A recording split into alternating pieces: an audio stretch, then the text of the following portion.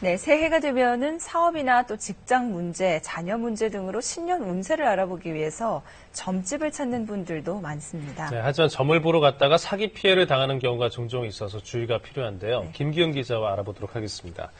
물론 모든 무속인이 다 그런 건 아니겠지만 무속인 사기 피해 주의를 좀 해야 되겠죠. 네, 그렇습니다.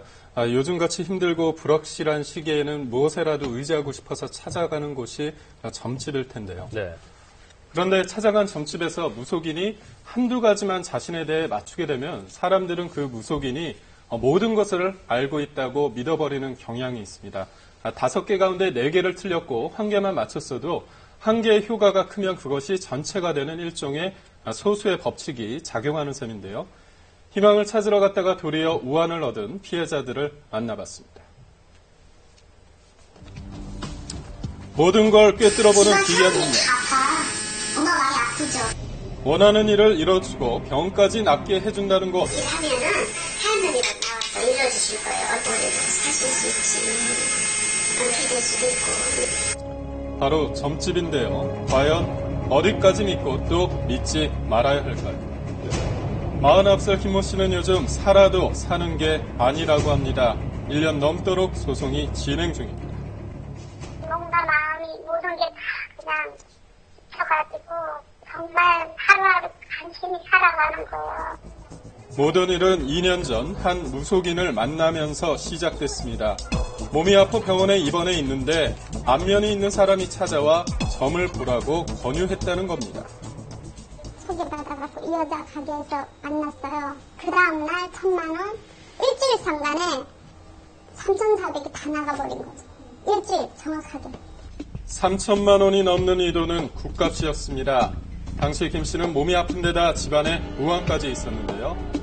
구술 안 하면 더 큰일이 난다는 말에 현혹돼 여러 번 구술했던 겁니다. 신구술 안 하면 애들이 죽고 대물림 된다고. 제가 돈이 없어요 이랬더니 네가 지금 돈 타령하게 생겼네. 네 자식이 지금 죽게 생겼는데. 무속인의 꼬드김에 넘어간 건 27살 이모 씨도 마찬가지. 지난해 5월 지푸라기라도 잡는 심정으로 점집을 찾는 게 화근이었습니다. 빨리 온 거죠.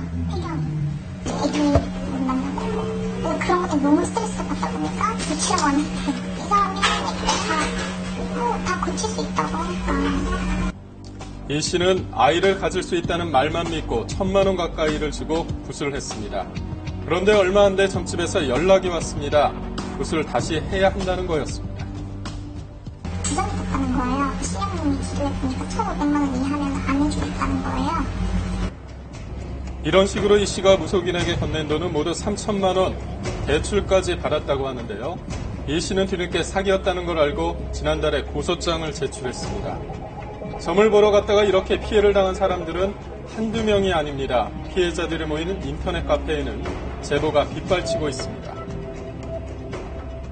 지난해 11월엔 돌아가신 어머니가 환생한 것처럼 속여 수십억 원을 가로챈 무속인이 경찰에 붙잡히기도 했습니다. 눈물 지지를 하면서 아이고 우리 딸아니 그러면서 내 딸 왔구나 그러면서 그 연기가 리얼에 타이한테 저리 가라 했어요. 정말 우리 엄마가 온 것처럼 하는 거예요.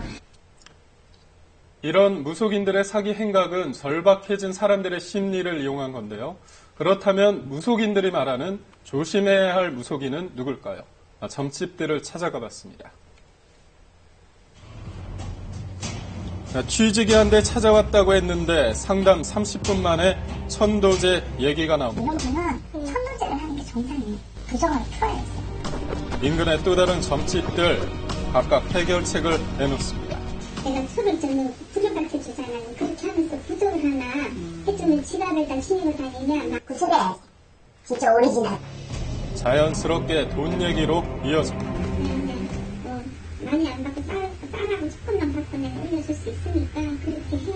그럼 부르는 데 갔어. 진짜 부르면 1,000원까지. 하지만 모든 무속인들이 사기를 친다는 건 물론 아닙니다. 그렇게 생각합니다. 무당한 사람으로서. 돈을 요구하고 사기를 부리고 하다 보니까 그냥 선량한 무속인들이 피해를 많이 보죠. 그렇다면 무속인들이 직접 말하는 조심해야 할 무속인 어떤 유형일까요? 먼저 무작정 겁부터 주는 유형입니다. 가족에게 큰 화가 닥친다며 불안을 조장하는 게 가장 대표적인 겁을 예입니다. 주거나 뭐 집착을 한다든가 이러면 저는 의심을 하라고 하고 싶어요. 본인한테 막 뭐가 잘못돼서 뭐가 이러니까 뭐 너는 꼭 해야 해. 뭐 우리 집에서 안 하면 어떻게 돼. 뭐 이런 것처럼 저는 있을 수 없다고 생각을 해요.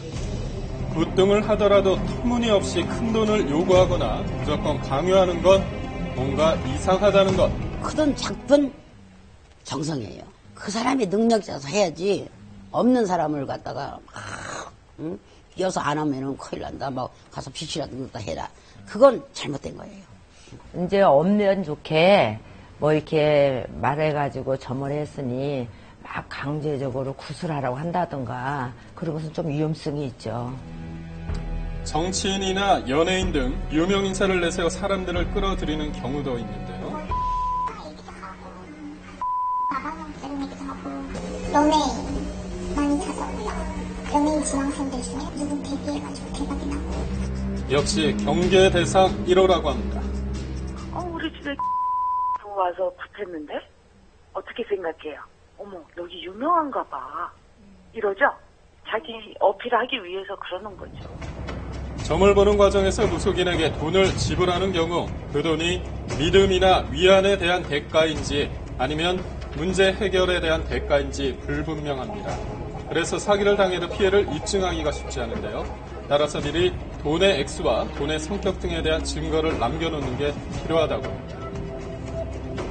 현금 거래보다는 가급적이면 계좌이체를 통해서 금전 거래가 명확하게 드러나는 게 필요하다고 생각이 들고요. 집행일을 할 때도 거기에 표준 계약서와 비슷하게 기록으로 남겨놓는 게 제가 볼 땐 중요하다고 생각합니다. 사람들이 무속인을 찾는 건 좀 더 나은 미래를 꿈꾸기 때문일 겁니다. 하지만 그런 희망을 악용해 돈을 쫓는 이들도 있다는 사실을 분명히 기억해야 하겠습니다.